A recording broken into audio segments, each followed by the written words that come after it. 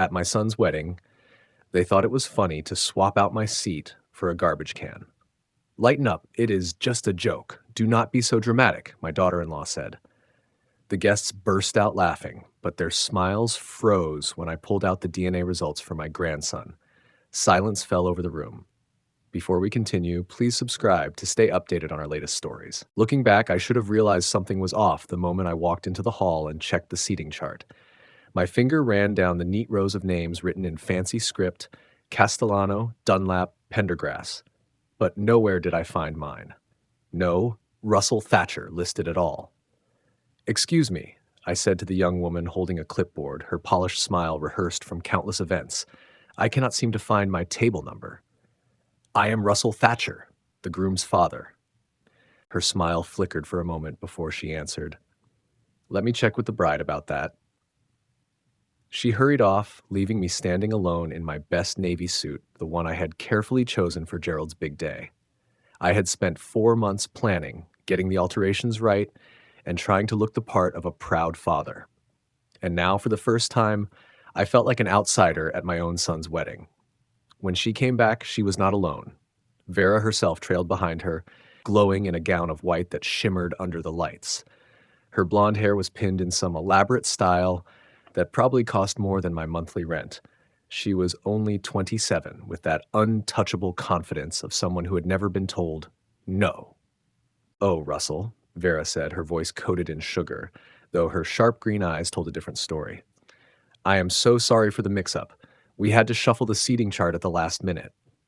"Of course," I said. "Where would you like me to sit?" Her smile stretched wider, and for a moment I thought I saw something cruel in her expression. "Follow me. I will take you to your special spot." Despite the confusion, my chest swelled. Maybe she had prepared something thoughtful. Maybe, after all our tension over the last year, she was trying to build a bridge on her wedding day.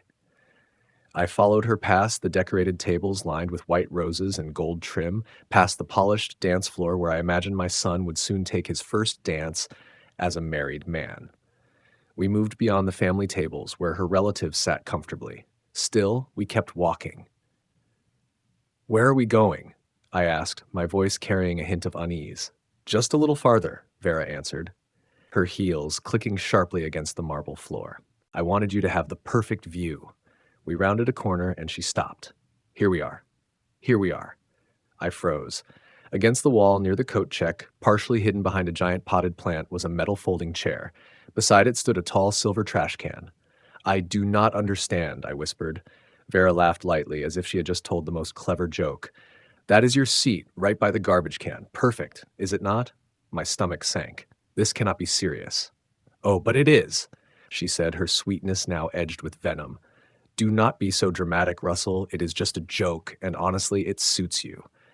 Heat rushed to my face, but underneath the shame came a darker realization. This was not a prank or an accident. This was deliberate. This was a message. "Vera, please," I said quietly. "It is your wedding day. Surely we can—" "We can what?" She cut me off, her mask slipping completely.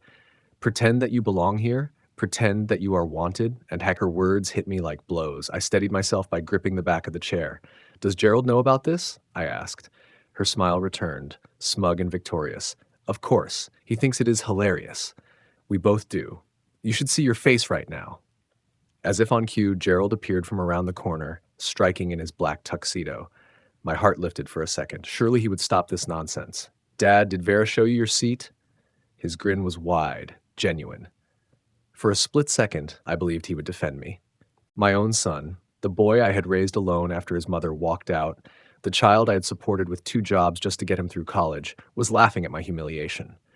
"Gerald," I said carefully, "you cannot possibly think this is acceptable." He shrugged, pulling Vera close.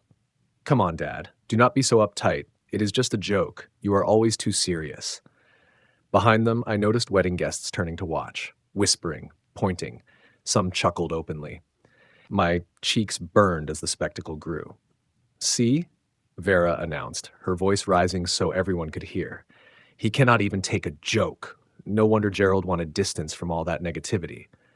The crowd laughed again, and I stood there, exposed and humiliated in a way I had not felt since I was a kid.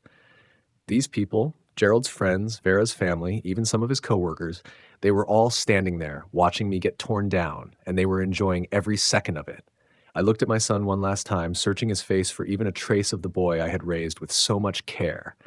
But all I saw was him gazing at Vera like she was the only person on earth.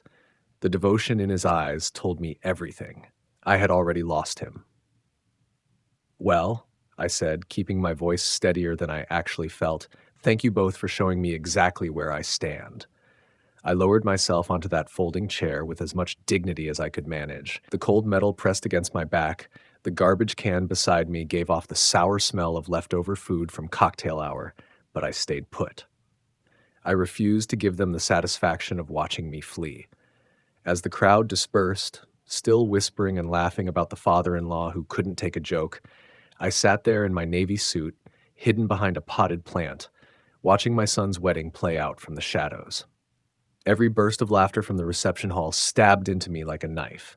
But underneath that pain, something else was forming, a quiet, steady anger.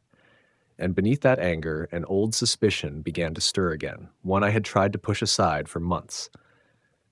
Something about Vera's pregnancy timeline had never added up.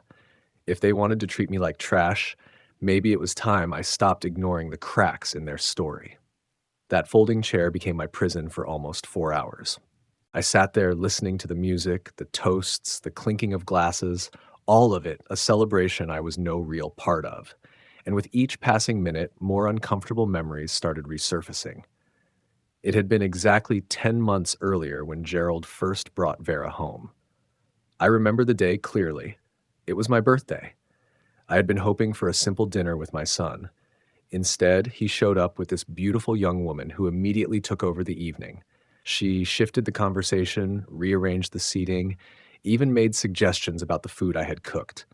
"Gerald has told me so much about you," she said that night, smiling politely but never quite meeting my eyes. "I hope we can be close." 7 weeks later, they were engaged. 4 months after that, she was pregnant. The speed of it all had worried me at the time, but Gerald was so thrilled, so completely wrapped up in her, that I swallowed my doubts. Young love, I told myself. Sometimes it just moves fast. But sitting at that wedding beside a garbage can, my doubts came rushing back in full force. Owen, the baby, had been born only 7 months after Gerald introduced Vera to me. 7 months. They insisted he had come early, but the boy weighed 8 pounds 6 ounces, hardly what you would expect from a premature birth. When I gently questioned it, Vera had snapped at me. "Are you calling me a liar about my own pregnancy?" she had hissed. "Some babies grow quicker than others. Maybe if you had raised more children, you would understand." That cut deep. I had wanted more kids, but Gerald's mother left when he was only 4 years old, and I never found anyone else I trusted enough to bring into our lives. Vera knew exactly how to dig into those wounds, and she used it. From my corner of the reception, I watched Owen being passed around among Vera's family. He was a striking baby, with thick dark hair and serious brown eyes that seemed to study everything. He was 9 months old now, pulling himself up on chairs, babbling in that sweet way babies do. But those eyes, they bothered me. Not because they were strange, but because they looked nothing like Gerald's bright blue ones, and they were nothing like Vera's green eyes either. In fact, scanning the room, I did not see anyone else with Owen's deep brown eyes and sharp features. I tried to shake it off. Genetics are unpredictable. Babies do not always resemble their parents, especially early on. Maybe I was letting my hurt cloud my judgment. But then I remembered another moment, just 4 months earlier. I had dropped by Gerald and Vera's apartment without warning. A piece of mail for them had been sent to my house by mistake, and I thought it would be a nice excuse to see Owen. When I knocked, I heard Vera inside, her voice raised in what sounded like a heated argument.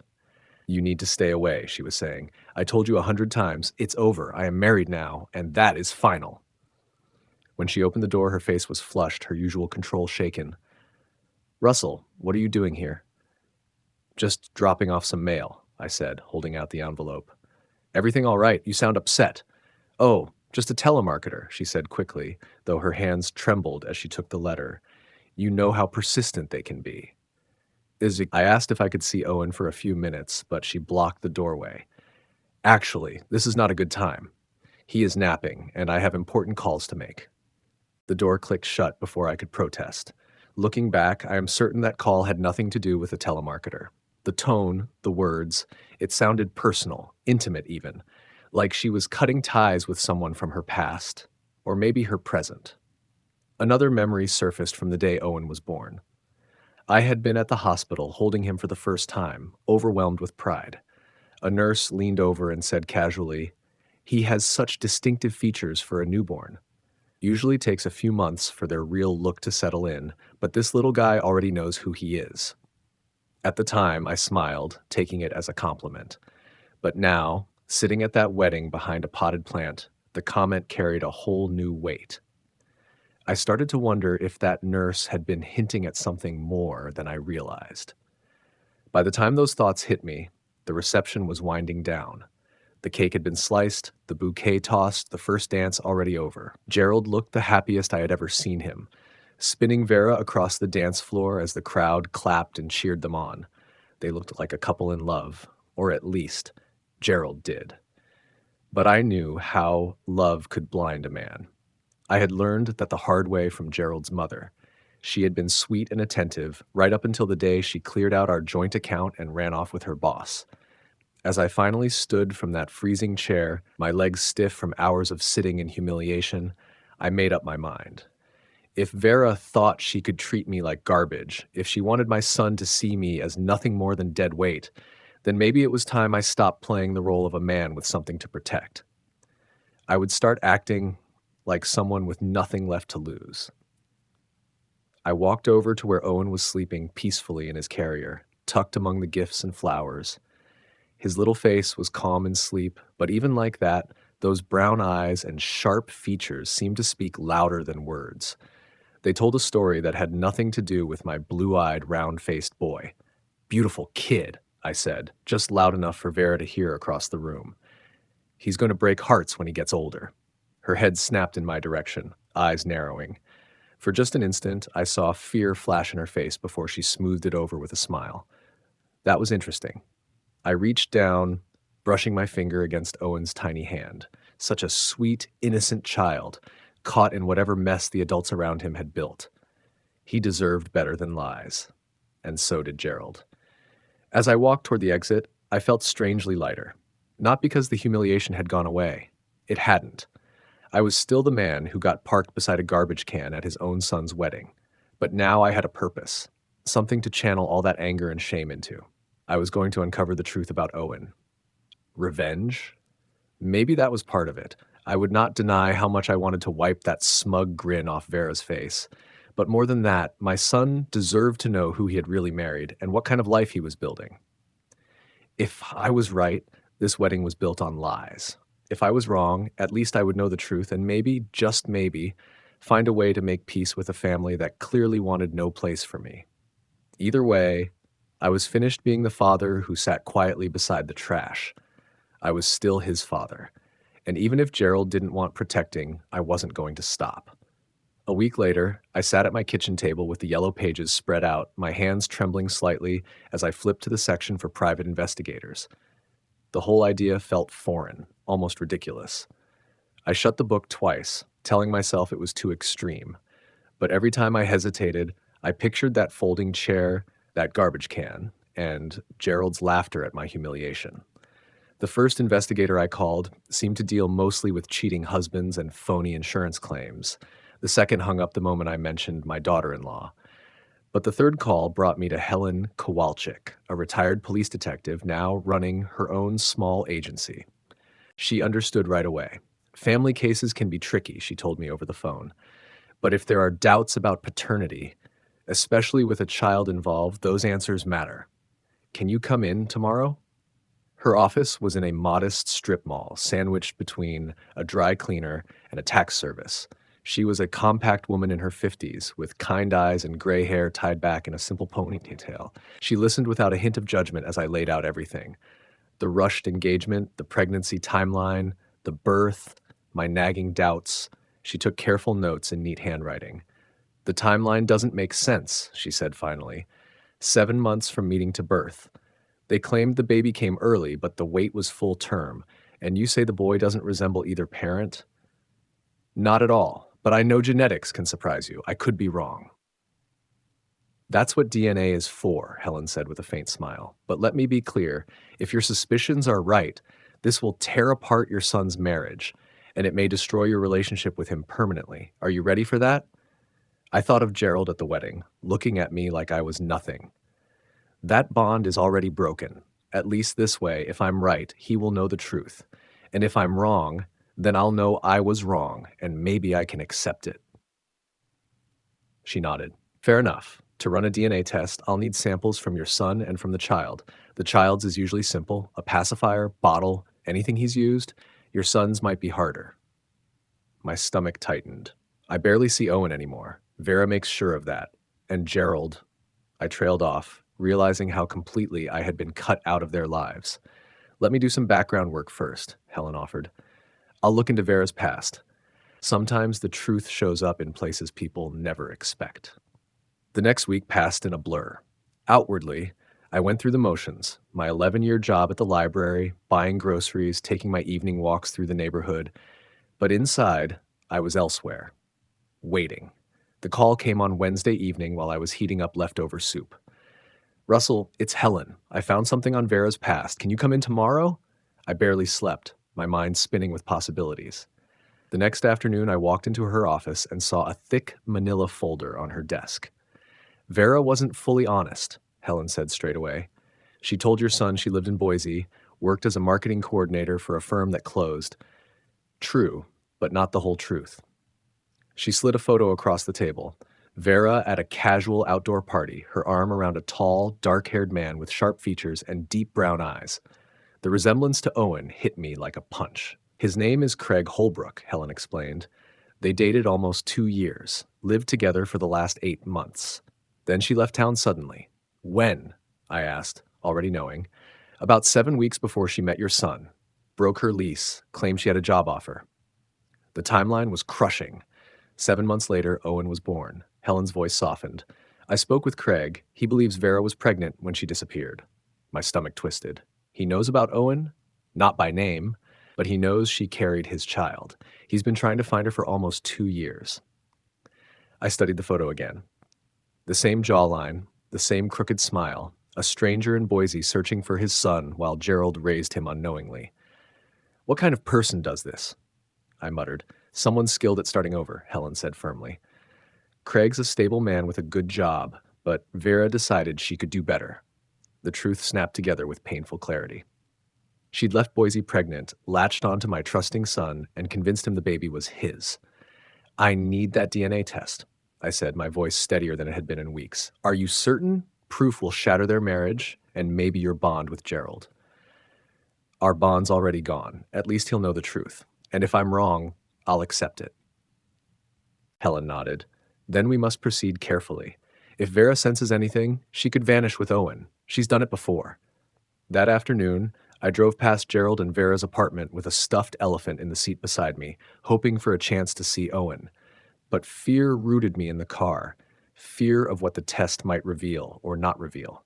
I was still frozen when Vera appeared, pushing Owen in his stroller, chatting easily with a neighbor, laughing like any young mother. But now I knew better. I knew about Craig Holbrook, about Boise, about the lies. Watching her smile as Owen babbled, I felt a cold determination replace my shame. She was skilled at deception, but she'd made one mistake. She thought she could discard me. I started the car, already planning. Helen was right.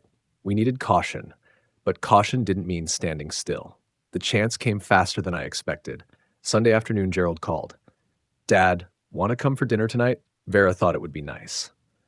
I gripped the phone tighter, suspicion flooding me. After the wedding humiliation, the idea that Vera wanted me at her table felt unreal. Are you sure that's what she wants? I asked Gerald. Of course. We've been talking and we feel bad about the wedding. The whole seating thing was supposed to be funny, but maybe it went too far. Maybe too far. Not cruel, not humiliating. Just maybe. But I swallowed my pride. This might be my only chance to get the DNA sample Helen needed. That's thoughtful, I said. What time? 6 o'clock. And Dad, could you bring those herb dinner rolls you used to make? The request was so normal, so much like the boy I'd raised, that for a moment I forgot about DNA tests and Craig Holbrook. Of course, son. I'll make them fresh. I spent the afternoon in my kitchen, kneading dough, trying to steady myself. Those rolls had been Gerald's favorite at birthdays and holidays. They took patience and care, my way of showing love when words weren't enough. As I shaped the rounds, I thought of Helen's instructions. Anything the baby's put in his mouth, pacifier, toy, spoon, just slip it into a plastic bag when no one's looking. It sounded simple, but the thought of deceiving my own family made my stomach twist. At 6 sharp, I stood at Gerald's door, basket of warm rolls in hand. Vera opened it with a polished smile that didn't quite touch her eyes. Russell, come in. Something smells amazing. The apartment was spotless, decorated in cool whites and grays, expensive but cold. Owen sat in his high chair, pounding a blue spoon against the tray while Vera fussed over dinner. Can I help? I asked. Keep Owen busy. He's been fussy all day. I approached my supposed grandson, struck again by how little he looked like either Gerald or Vera. Up close, the resemblance to Craig Holbrook was undeniable. Owen looked at me with those serious brown eyes and gave a drooly grin. My heart clenched. Hi there, buddy, I whispered, letting him grab my finger with surprising strength. He likes you, Gerald said from the doorway, grinning. Look at that smile. For a moment, I almost lost my nerve. Gerald was so happy. Owen was clearly loved. Did truth matter more than this peace? But then I thought of Craig, searching in Boise, like not knowing his son existed. I thought of Gerald pouring himself into a lie, and I thought of myself, humiliated at that wedding because I threatened Vera's fiction. The truth mattered. Dinner was surprisingly easy. Vera asked about my work, praised the roles, even joined in Gerald's stories about their honeymoon. She spoke of Owen's first birthday, a picnic in the park, family-friendly. That sounds wonderful, I said, watching Owen snatch the spoon Vera offered and shove it in his mouth. Perfect. Mind if I feed him? I asked. Vera hesitated, then handed me the spoon. Sure, he's actually getting good at it. For 15 minutes, I fed Owen while talking with Gerald. The baby smeared food everywhere, coating the spoon in drool and carrots. When he pushed the food away, I stood to wash it. I'll get that, Vera said quickly. It's fine, I replied, turning toward the sink. In one smooth motion, I rinsed the spoon, slipped it into the plastic bag inside my purse, and replaced it with a clean one from the dish rack. The swap took barely a minute. The rest of the evening blurred by photos of their honeymoon, holiday plans, Owen falling asleep against my shoulder. But all I could feel was the weight of that plastic bag in my purse. When I finally left, Vera walked me to the door while Gerald tidied the kitchen. Thank you for coming, she said. Her voice almost sounded sincere. I know things have been rough, but we're family. I want Owen to know his grandfather. His grandfather. The words hit like a punch. I kept my face steady. I want that too. She studied my face for a moment, and I worried she could somehow see through me, sense the secret I carried. Then she smiled again, gave me a stiff hug, and said, Drive safe, and thank you for the rolls. Gerald's been talking about them for weeks. The next morning, I met Helen at a lab across town. A cheerful technician named Blanche explained the process while carefully labeling the bag with Owen's spoon. We'll compare this with the alleged father's sample. Results take 5 to 7 business days, she said. And those results? I asked. If there's a biological match, we'll know with 99.9% accuracy. If not, we'll know that too. 5 to 7 business days, both forever and no time at all. Helen must have read the doubt on my face. Second thoughts? I thought of Owen's smile, Gerald's happiness, Vera's hug at the door. Then I pictured Craig Holbrook still searching for the child she had hidden from him. No, I said firmly. I need to know. The wait was agony. Every phone call made me jump. I went through my routine, but my mind was nowhere near the library or the grocery store. Finally, Thursday morning, Helen called. Russell, the results are in. Can you come to my office? My hands shook on the drive. Helen sat behind her desk, a manila envelope in front of her. Before I show you, know this. You did the right thing seeking the truth. I nodded, unable to speak. She opened the envelope, pulled out a single page. The test shows no biological relationship. Owen is not Gerald's child. Even though I expected it, hearing the words crushed me. I collapsed into a chair, my legs too weak to stand. You're absolutely certain? 99.9%. The lab ran it twice. Helen's tone was firm, but gentle. I'm sorry, Russell. The strange thing was, I felt relief. Not joy, not victory. Relief. For months, I doubted my own sanity. Now I knew. What happens now? I asked. That's your choice. You could confront Vera privately, tell Gerald directly, or, given how they've treated you, reveal it publicly at a time and place of your choosing. I thought of that folding chair, the garbage can, the laughter of strangers at my expense. I thought of Craig Holbrook, who had the right to know, and Gerald, living a lie bound to collapse. I need time, I said, but even as I spoke, I was already planning. Vera had picked the stage for my humiliation. Maybe it was time I chose the stage for hers. For 3 weeks, I carried the truth like a stone in my chest. Every word with Gerald felt fake, every smile forced. The chance I was waiting for came in the form of another invitation, this one directly from Vera. Her voice was bright when she called. Russell, I have a wonderful idea. What about a little celebration for Owen's first steps? He's so close to walking, and I'd love both families together when it happens. Both families. My grip tightened on the phone. She continued, My parents are coming down from Tacoma, my sister too. Perfect timing for everyone to meet. The irony was sharp. She wanted to showcase her perfect family with me playing the doting grandfather. She had no idea she'd just given me the perfect stage. That sounds lovely, I said evenly. What can I bring? Just yourself. Maybe those dinner rolls again? My parents loved hearing about them. Saturday came gray and damp, matching my mood. In my bag was a manila envelope with the DNA results, Helen's full report, the photo of Craig Holbrook, and his contact information. The apartment was already crowded when I arrived. Vera's parents, Philip and Dorothy Pemberton, were polished people in their 60s, the kind of couple that wore wealth like a second skin. Dorothy's cashmere sweater alone probably cost more than I spend on groceries in a month, and Philip's watch caught the light every time he lifted his hand. Their daughter Eileen was like a younger copy of Vera, blonde, beautiful, self-assured. She was holding Owen, cooing at him while he tugged playfully at her earrings. You must be Russell, Dorothy said, giving me a smile that felt polite but appraising. We've heard so much about you. I wondered what stories they'd heard, considering Vera had sat me beside a trash can at the wedding. Still, I forced a pleasant smile. It's wonderful to meet you. Thank you for including me. Of course, Philip replied, though his handshake was firm and quick, more business than family. Family is family. If only he knew how ironic those words were about to become. For the first hour, I played my part. I laughed politely at Dorothy's tales of their luxury cruise, nodded at Philip's quips about retirement, and listened to Eileen's complaints about her marketing job. All the while, my eyes kept drifting back to Owen. He was on the edge of something big, pulling himself up, wobbling along the furniture, his face lit with determination. Gerald was the picture of the proud father, recording every move with his phone, cheering on the child he thought was his. The sight of it twisted something inside me, but I pushed it down. This moment had to come. Should we move to the living room? Vera suggested after lunch. More space for Owen to practice. We gathered there, everyone sitting on the carpet in a wide circle while Owen clung to the coffee table. The mood was warm, charged with expectation. Come on, buddy, Gerald said, crouching 6 feet away with his arms outstretched. Come to Daddy. The word Daddy hit me like a physical blow, but I stayed calm. Owen looked around at all the eager faces, then let go. He wobbled, swayed, took one shaky step, then another. He's doing it, Eileen squealed, clapping. The room erupted with cheers as Owen stumbled forward, 5 tiny steps before plopping down on his bottom, wide-eyed and proud. Gerald scooped him up, spinning him around while Owen giggled.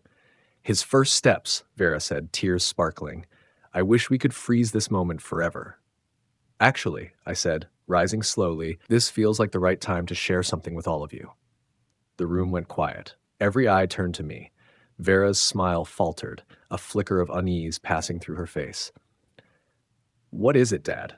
Gerald asked, Owen still in his arms. I reached into my bag and pulled out the manila envelope, my hands steady. I've learned something recently, something the entire family needs to hear, especially you, Gerald. Vera's face drained of color. Russell, what are you doing? Telling the truth, I said flatly, something I should have done weeks ago. I unfolded the DNA results, holding up the page with the lab's letterhead so no one could mistake what it was. 3 weeks ago, I had a DNA test performed on Owen. The silence was suffocating. Gerald's expression shifted from confusion to disbelief to something that looked a lot like dawning comprehension. Dad, why would you? Because I suspected what these results now prove, I cut in. Owen is not your biological son. The reaction was instant. Dorothy gasped. Philip muttered under his breath. Eileen stared, stunned. But it was Vera I kept my eyes on. Her face crumpled, then hardened, then broke again as she realized her careful world was collapsing. That's impossible, she said, but her voice cracked. How dare you? The test shows zero biological relationship between Gerald and Owen, I said, cutting her off, which led me to dig deeper.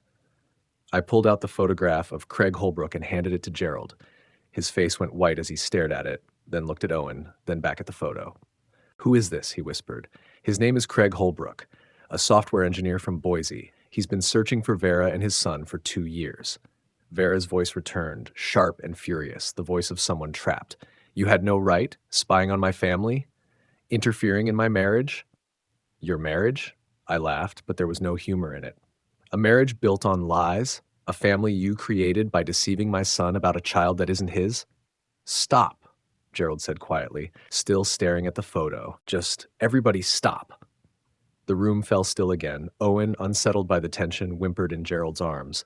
My son looked down at him, studied his face, the dark eyes, the sharp jaw, features that belonged to someone else's bloodline. How long have you known? Gerald asked Vera, his voice raw. She opened her mouth, shut it, opened it again. Gerald, I can explain. How long? Gerald asked quietly. Vera's defiance crumbled. Her shoulders sagged and she whispered, Since before I met you, like I was already pregnant when I left Boise. Craig wanted to marry me, but I couldn't picture myself stuck in that life forever.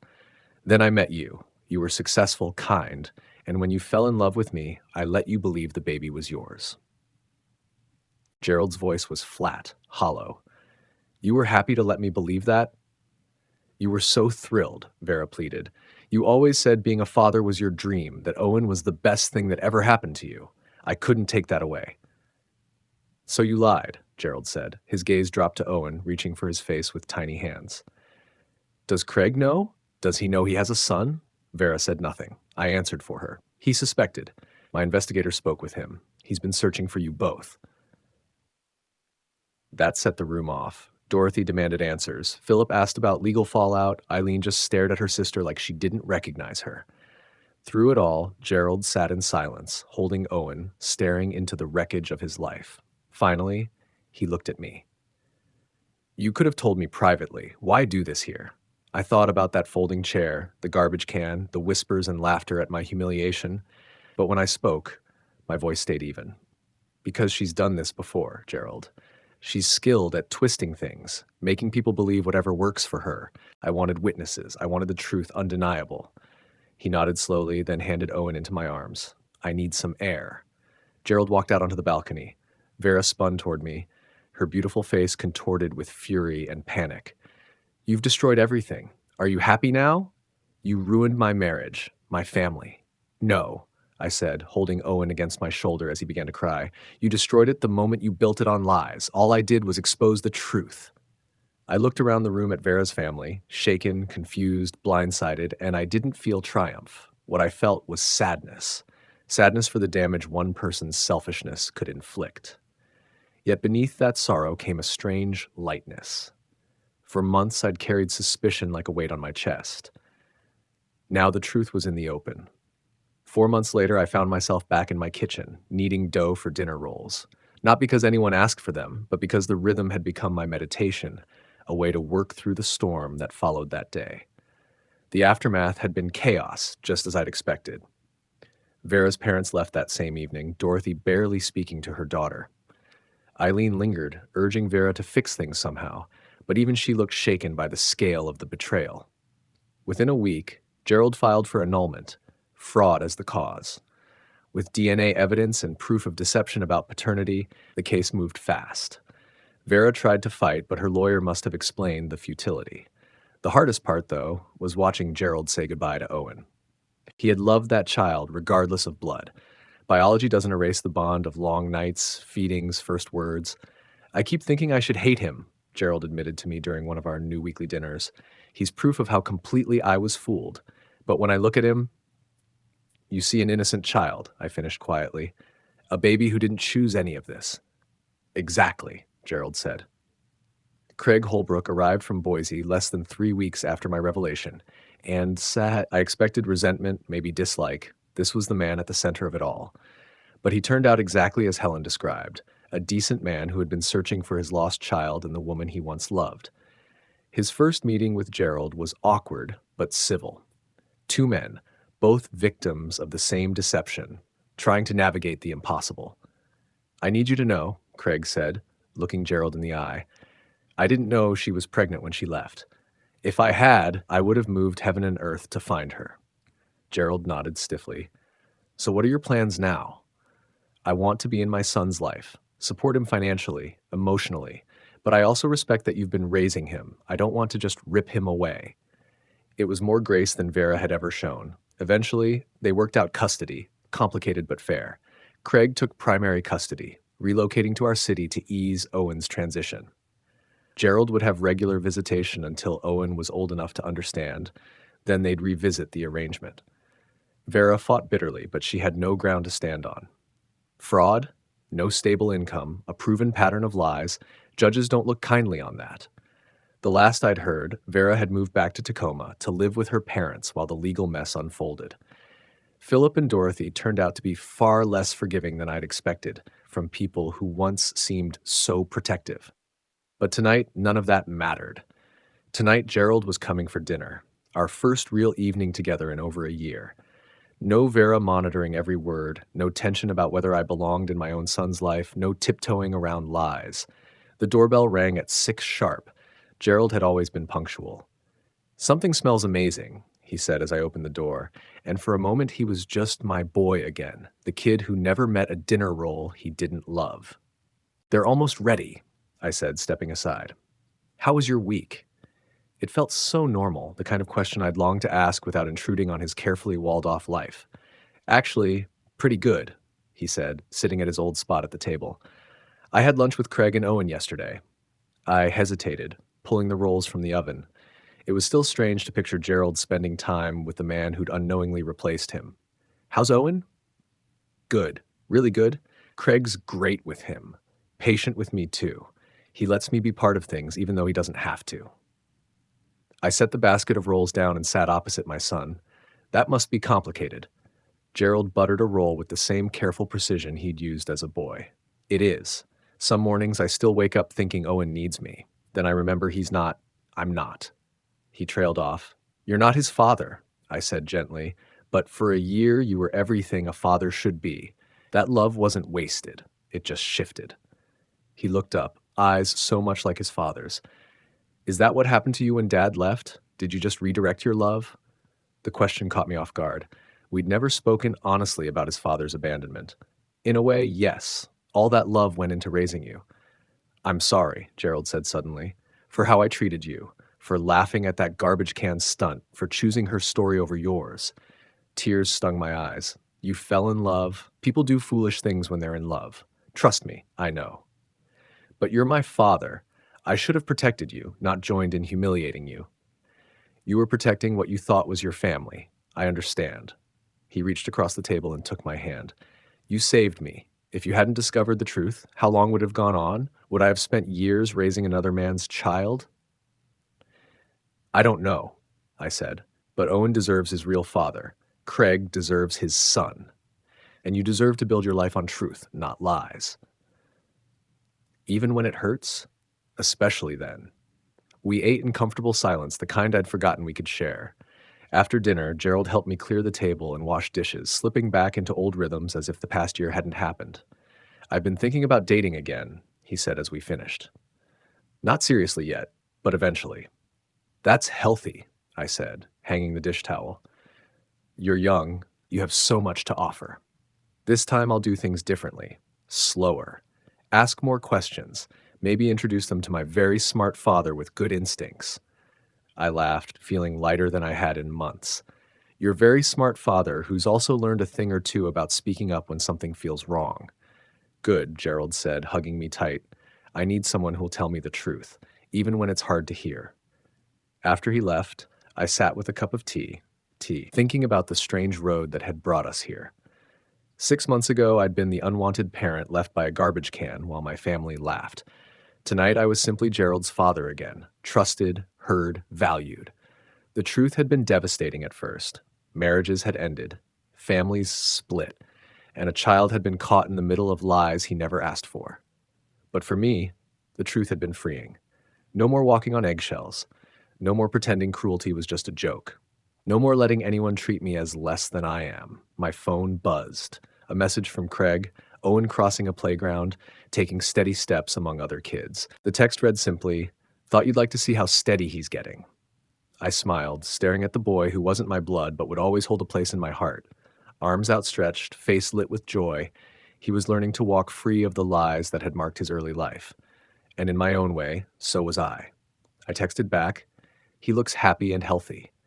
Thank you for including me." Craig replied almost instantly, "You're the one who made this possible. We'll always be grateful." Real family, I thought. Not the false one built on deception, but the messy, honest kind that comes from truth. I set my phone aside, picked up my book, and sank into my chair. Tomorrow I'd go to work at the library, maybe call an old friend, maybe stop by the farmer's market. Simple things, mine to choose, without worrying about anyone else's approval. The truth had hurt, but it had set us all free. For the first time in over a year, I felt firmly in my own life, valued, respected, loved, without needing to shrink myself. Not all victories are loud. Sometimes the greatest triumph is quiet, the knowledge that you chose dignity over lies, truth over convenience, courage over comfort. To hear the next story, click the box on the left. And as always, thank you for watching.